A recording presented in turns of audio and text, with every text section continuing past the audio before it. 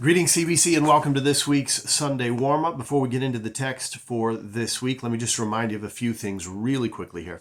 Number one, first and foremost, this video again is for that intended purpose for those of us gathering together on Sunday morning, whether in person or online, to not just come Sunday morning and hear the word for the first time that Sunday morning, but to come prepared, come prayed up, come having read and reread the text that is before us for that Sunday, taking notes, being prayerful about it. It really helps us to get prepared and ready to hear what God has to say to us as we gather together. Secondly, keep in mind that this Sunday evening is the next in the series of Sunday night workshops in the month of October, and we will be looking at membership. So if you are interested in becoming a member of the church, that's for you this Sunday night, 6 o'clock to 7:30. And if you are a member of the church, and for any length of time, it would be great to get a refresher and to be reminded of the things that we do. And especially if you've ever found yourself saying or in a conversation that honestly sometimes comes across in a bit of a negative bent of, I don't know why we do this, I don't know how we do this, I don't know who does this, I don't know what happens here. This class would be a great time to remind ourselves of those things so that we are educated together about what we do, why we do it, how we do it, what's the purpose, what's the vision, and where we are headed together as a church. So that's this Sunday night, October the 15th. Keep in mind then the next Sunday, the 22nd, we will have a workshop on the atonement. And then the last Sunday of October, we will be studying or watching the movie Luther together about the life of Martin Luther. All right, for this Sunday, we continue in this series of the Upper Room Discourse, the Farewell Discourse, these last words of Christ before his death, burial, and resurrection and ascension back up into heaven. John chapters 13, 14, 15, and 16 are those words and teachings of Jesus. The last Sunday of October, we'll be looking at John 17, which is the prayer of Jesus for the disciples and all those that would come after him. This week, John chapter 15. John 15. So again, the tone, these last words, hospice kind of feel, the words and the message and the teachings of Jesus Christ to his disciples. And we are his disciples that have come after those disciples. So these words are very relevant for us here and now today. So before us, I would read again John 13, 14, 15 at least, and go ahead and read in 16 and 17. Certainly I would read at least once John 15, if not multiple times this week, going back over again and again and again.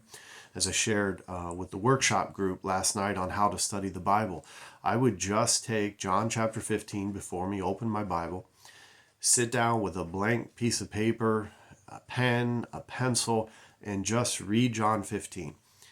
And start to note things that are repetitive. Start to note what's being said. What were the lessons? What were the teachings? Begin to think about other scriptures that might come to mind that come alongside this, especially with a major word that John uses a lot, which is remain or abide. So I want to do a word study on that. I want to look at remain. I want to look at abide. It's the same Greek word, sometimes translated as remain, sometimes translated as abide. So we're going to hear about the vine and the branches. We're going to hear repetitively saying, abide, abide in me, abide, abide, abide, remain, abide in me. And then we're given in the last part of John 15 some real interesting descriptions about the friends of God, that we are no longer servants, we are friends of God. We still understand as slaves of Christ, but Jesus says here, you are my friends. If you do what I've commanded you to do, and he gives us some teachings there, some bullet points that we want to make about the description of those who are called friends of God.